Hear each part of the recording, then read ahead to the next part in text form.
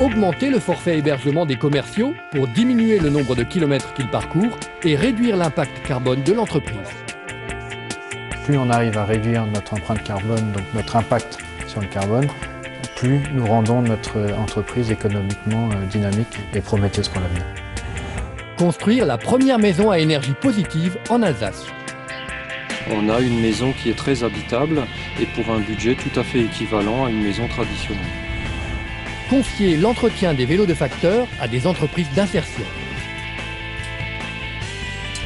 Ils sont très compétents et moi j'en suis personnellement très satisfait. Impliquer toute l'entreprise dans le soutien d'une équipe de recherche de l'Institut Pasteur.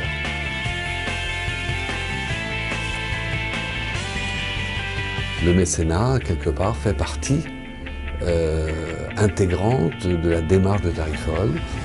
Créer un nouveau substrat de plantation à base de matériaux recyclés pour augmenter les surfaces végétalisées en zone urbaine sans pour autant réduire les voies circulables. On va pouvoir insérer jusqu'à 86% de matériaux recyclés, donc issus de cette plateforme.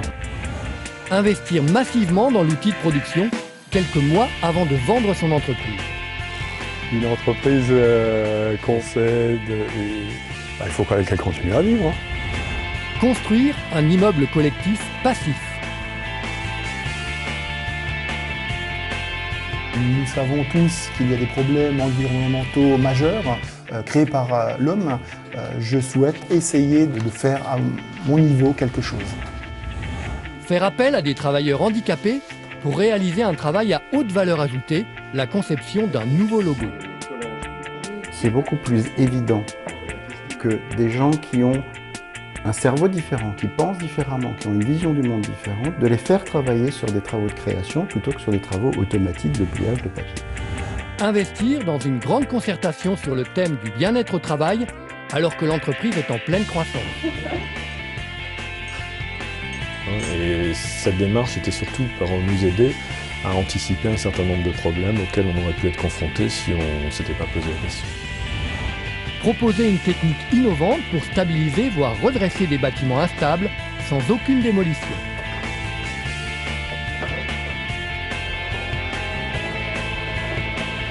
Donc moins de plateaux de céréales, c'est moins de transport, c'est moins de gasoil et donc c'est moins de CO2. Engager l'entreprise dans la préservation de la biodiversité. Nous sommes une industrie de transformation de matières premières agricoles. Aujourd'hui, on s'aperçoit qu'il y a une destruction du nombre des variétés. Lancer un audit sur le climat social et la santé financière de l'entreprise. On passe beaucoup de temps en entreprise, autant que ça se fasse de bonnes conditions. Accueillir des personnes en difficulté en gare de Strasbourg, leur permettre de trouver un hébergement, de quoi manger ou encore d'apprendre le français.